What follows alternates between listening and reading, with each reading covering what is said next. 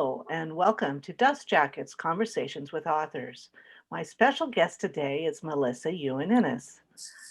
Hi, Melissa. Hey, Maggie. Good to see you. So, usually I start off these by reading someone's bio. But for you, because you're both a physician and an author, I wasn't able to kind of decide what bio to read. And so instead, I'm going to ask you to tell our listeners um, a little bit about yourself, both sides and how they've kind of managed to meld together to do some, particularly your latest books, the Hope Sze book. For sure. Thank you. So my name is Melissa Yuan, and I write a lot of fiction as Melissa Yi, which is just the first two letters of my last names. I'm probably best known for my Hope Sze medical mysteries, and I am an emergency physician. So people are often curious about how I do it and how I balance and if I use any real stories in it, that sort of thing. I also write nonfiction. The most popular collection of essays is called The Most Unfeeling Doctor in the World and Other True Tales from the Emergency Room, which recently was in the Ottawa Fringe Festival and won Best of Fest. So that was a lot of fun, taking basically a memoir and bringing it to the stage. I have also written romance and young adult and children's books, but I don't have a lot of time right now, so I am concentrating on Hope and on writing nonfiction. Well, thank you. And congratulations on the Fringe Festival. That's really wonderful. Thank you. So, when I first started reading your books, I actually did start with the Hope Sze books because I like this kind of suspense thriller stuff. And you don't do the, blood and gore for gore's sake in your writing. You have really good characters. And of course, they're in medical school or related to medicine in some way. So the first question, of course, is, what part of those books reflect your own experiences in medical school and, some of the mysteries that you concoct, or maybe not the mysteries themselves, but the incidents and the types of ways that people are murdered. Have you ever experienced those things yourself? So I will just start off by saying that I was in residency when I started writing the Hope books. So you do medical school, which is usually 4 years. So you do your undergraduate degree, which is 3 to 4 years, or 2 to 4 years of schooling, going to university like everybody else, getting a bachelor's degree or on your way. And then you do medical school, which is usually 4 years to get your MD. And then you have residency, which is like 2 to 5 years of postgraduate training. And then you can also do fellowships on top of that. So it's like, it's really a long time in school. So in my case, I was matched. So that's the other thing, is that after medical school, you don't know where you're going to go. You know what specialty you want to apply for, and you apply for it at different cities and programs across the country, and could be around the world. And in my case, I was matched to family medicine in Montreal. And when I got there, I was like, I couldn't believe it. Like, I was just like, why are people reversing down the one-way streets? Like they're reversing in my face. Like, I don't, what's going on? And how can they turn left on a red light, like just with no warning? They could be from the right-hand lane. So just the driving alone was just freaky. And then potholes and, the buildings are literally falling apart. That was even before I got to the hospital. But when all that happened, I was, residency is very go, go, go. But towards the end of it, I think it was just sort of percolating in the back of my mind, like, what is going on here? And I decided to write a series about a resident who solves crimes. So not enough to save lives, but also to figure out the murderers. And I have sometimes taken inspiration from stuff that happened at the hospital, but usually just I mix it up. So for the latest one, Scorpion Scheme, Hope is in Egypt. And that's because a travel company asked me to write novels set in countries around the world. Like, they would give me free trips in exchange for writing books.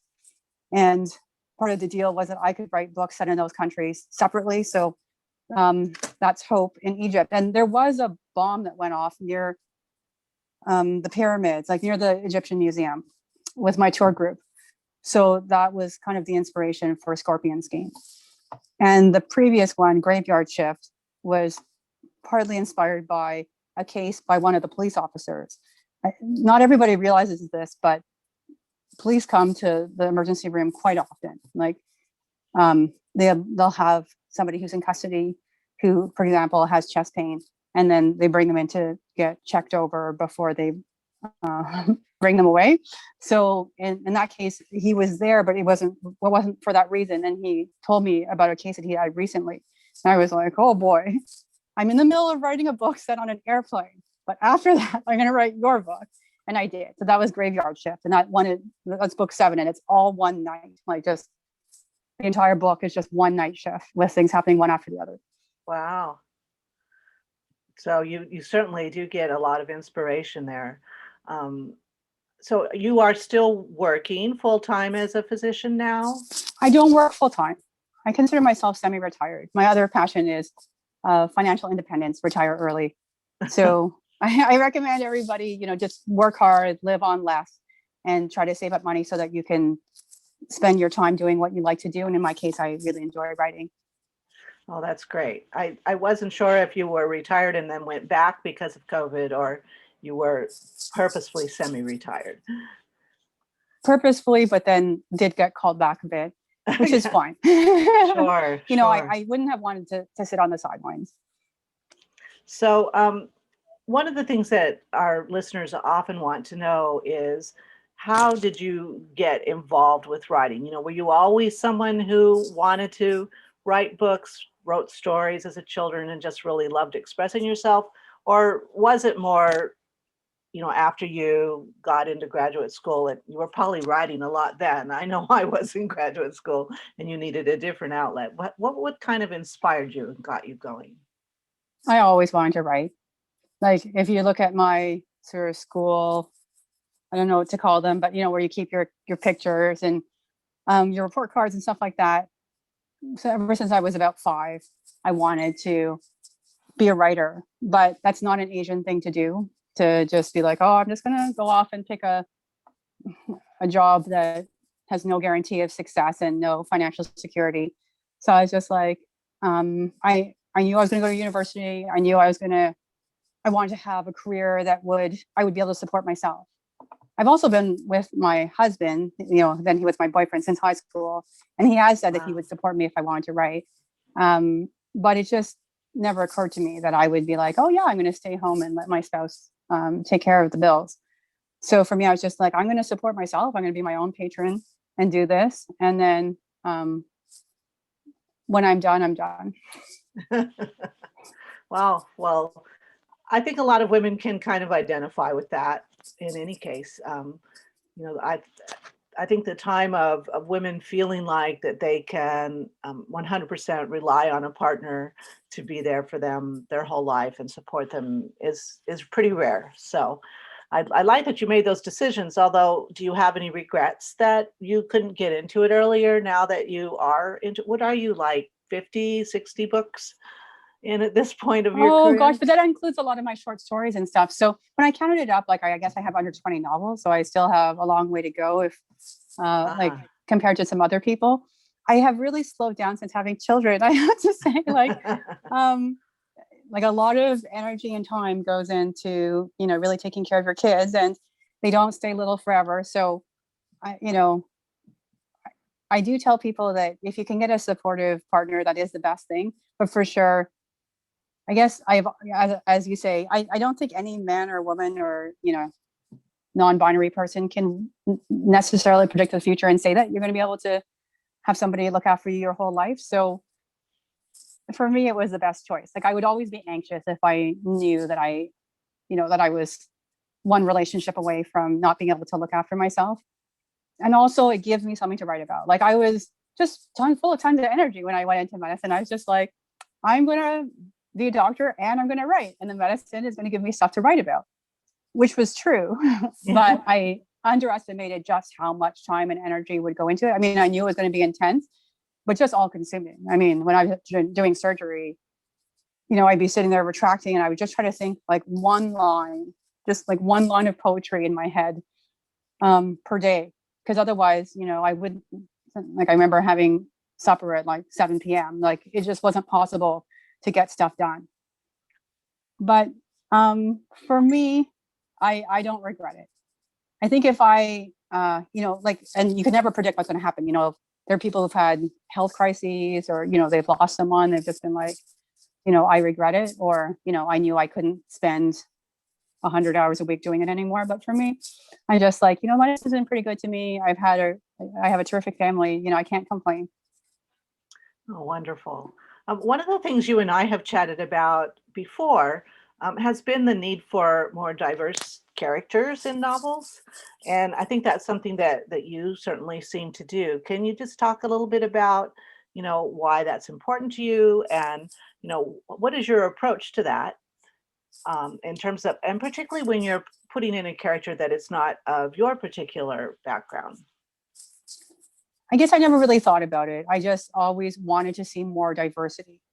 And the other thing I would add was that I was attracted to writing because I love reading so much. It's my number one source of entertainment. Other people love movies, or they're really into sports. Like that wasn't my thing. I just love words. But I was frustrated as a kid. There were no stories about people of color, except a few. For some reason, African American literature had a bit more of a market, so I would see that in Canada, but otherwise, very, very little. And so I would read stories about overweight girls because they were outside the norm physically, even if they weren't actually a different race. And when I started reading romance, I was also really hungry for diverse characters, and I would read about, like, I read one case of a slave who escaped, also African American, and I really enjoyed that because I was just like, finally, somebody who's different, somebody who's not a white virgin, especially in the Renaissance and stuff like that. So I was never into the Regency thing because I always wanted feminism and diversity and a more modern perspective, like exactly what we said, like an independent attitude. So that's what I brought with my writing. But I always enjoyed writing people of different characters, and made a point of doing different backgrounds. And I made a point of doing so until I read in Glamour magazine, there was a survey of films, like mainstream films. I guess it must have been a 2007 survey. It was the year that Avatar came out. And like almost everybody was white, little bit of African American, little bit of Latinx, and so few Asians that the Avatar aliens had equal screen time with Asians. So your chances of being blue were the same chance of being Asian on any mainstream film that year. Wow. In the 21st century. And I was like, wow, that's terrible. Like in outer space, diversity is better than what we're seeing here on Earth. This is ridiculous. So that was when I made a point. I had already written Hope, but I just made more of an emphasis of seeing it. And Montreal is a really diverse city. So, for example, that was where I got to know Jewish culture better. I'd always read about it, but I didn't, see bakeries and have friends who were Jewish and everything like that. It just wasn't as common as it was in Montreal, like a really strong presence. Oh, wow. And immigrants from other countries and everything, my patients would be diverse and everything like that. So that was just reality. So I try to reflect that. Well, and I really appreciate it. One of the things I do like about your Hope Sze books is the fact that the main character is Asian, and much like you, I don't see a lot of literature with Asian leads, and even movies. We've seen a little more recently, but it's still not as widespread, at least in America, as the Asian population is, which is pretty large. And I imagine in Canada it is as well. Is that the case or not? Yeah, it depends where you are again. So, Toronto, Vancouver, so West Coast and major cities, you will see enough Asian people, but not so much in the country where I am now. It all depends. But certainly we're not represented. Crazy Rich Asians was a big deal, like very landmark. And they said it hasn't been since the Joy Luck Club that we've had an all Asian cast. And that was in 1999. Right. So we had to wait, whatever it was, like at least 2 decades for it to happen again. They're hoping that we can open the floodgates now, but it's still a struggle. Yeah, I think that Asians, at least in America, have not advocated for themselves as something separate but equal. It seems to me that the culture has been more to fit in, as opposed to the African American culture, which has very much advocated for itself. And the Native Americans have become much more in terms of advocacy. So that's a really interesting dilemma about diversity. I'd like Yeah, to move. it's assimilation, right? Like Right. that's one way to try and fit in is by assimilating and being good and hoping that you don't get ported off to the camps like the Japanese Americans were during World War II, but not German Americans, Right. Yeah, Um, very much so. So I'd like to kind of just take a little veer off into your nonfiction. You mentioned that at the top of our discussion about the doctor books, which are, I have to say, I've read a couple of them, so I just want to let all people who are listening here, they are funny. You really have a great sense of humor, and even though it appears that something horrible is happening, you're really kind of taking it in stride and making fun of it, or just being extremely interested in it. So again, I assume that comes out of your residency to begin with, because at least the first one certainly seems to be, with a resident as the primary person. Is that accurate? yeah, the very first book, The Most Unfeeling Doctor in the World, kind of dips back and forth between my early career and medical school and residency. And actually, I wanted to bring up the point because you had said that my books aren't gory. It's true. Like on one of the panels, they were talking about this, and I didn't realize that there's such a divide between cozy mysteries and thrillers. I probably should have recognized this, but for me, as long as it's a good book, I don't really care what genre it is, and I read really widely. But at BoucherCon, there was a panel, and they were like, "Well, are your books, really intense, and will you describe things in a very, blood and guts kind of way?" And I was like, "Well, in medicine, it's more a question of troubleshooting. You see what's happening, but it's not to sort of talk about the glistening blood or that eyeball. Like it's really just be like airway, breathing, circulation. What can I fix first? How many people are in trouble? How can I deal with this?" And it's true, I do use a lot of humor, actually both in fiction and nonfiction, but I guess I do it more in my nonfiction because it gets tough being a doctor or any healthcare professional, and you do see a lot, and that's one way to cope, right? Is to find the grace and the humor, and the good things, and that's kind of how I look for life in general. I'm pretty optimistic in some ways, and I don't think I could have made it this far if I wasn't. Well, and I have to say that you're very good at writing humor. That's the other part of it, because I think it's very difficult to write. And maybe it is a reflection of you, because you do see the humor in life. And so it's maybe easier for you to write that. But I just so appreciate it. Also, these books, the doctor books, are fairly short compared to the novels, which I think for people that are looking for something that's just kind of quicker read and interesting, and you do not have to be a doctor or a nurse or in medicine to really appreciate them, because I found them just wonderful. Just kind of, watching the progression and the things that you ran into, and and and I believe a realistic look at physicians and the myriad of people that come through their doors with their problems, big and small, and some people making a big deal out of small things or not so much out of big things. And I think you reflect that really well. You also have a few helpful books that you've written. I think one of the ones I remember was on toe fungus, for example. Oh gosh, I actually don't think that I've written that. I wish I knew more about toe fungus. No, Oh, I did. Those are the emergency doctor's guides. So the emergency doctor's guide to a pain-free back and the emergency doctor's guide to healing dry eyes.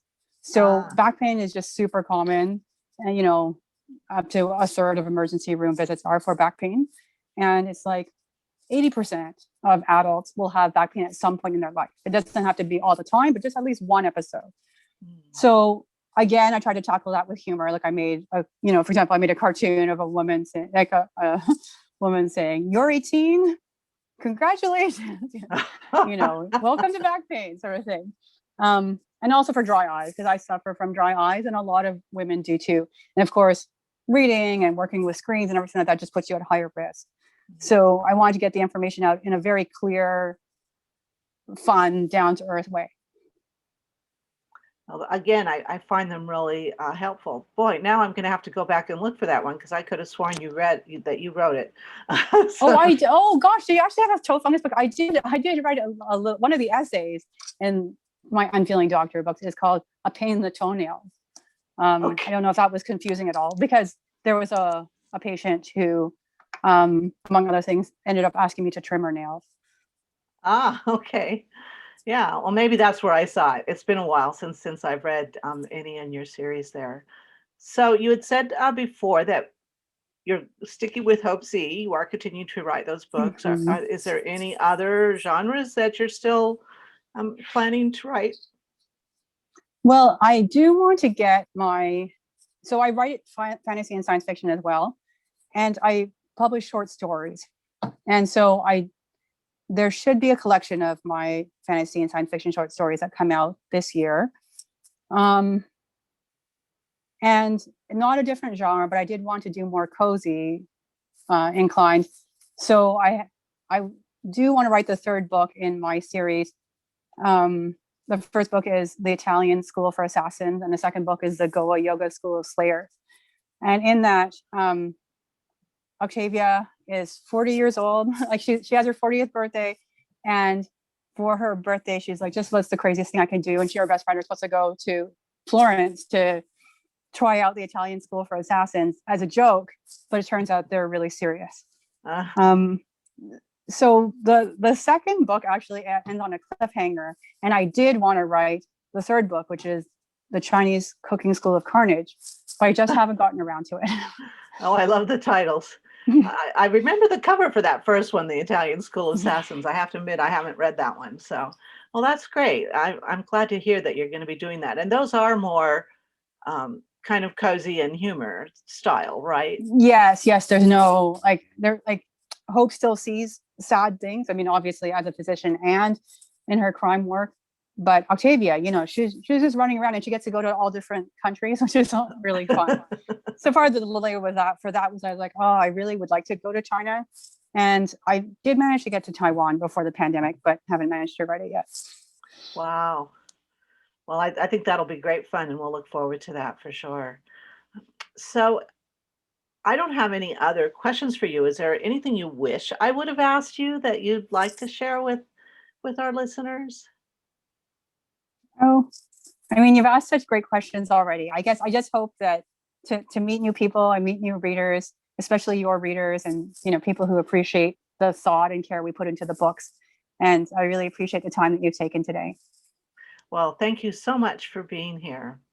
So you can get in touch with Melissa at her website, melissayuaninnis.com. And I will have that in the show notes if you don't remember it.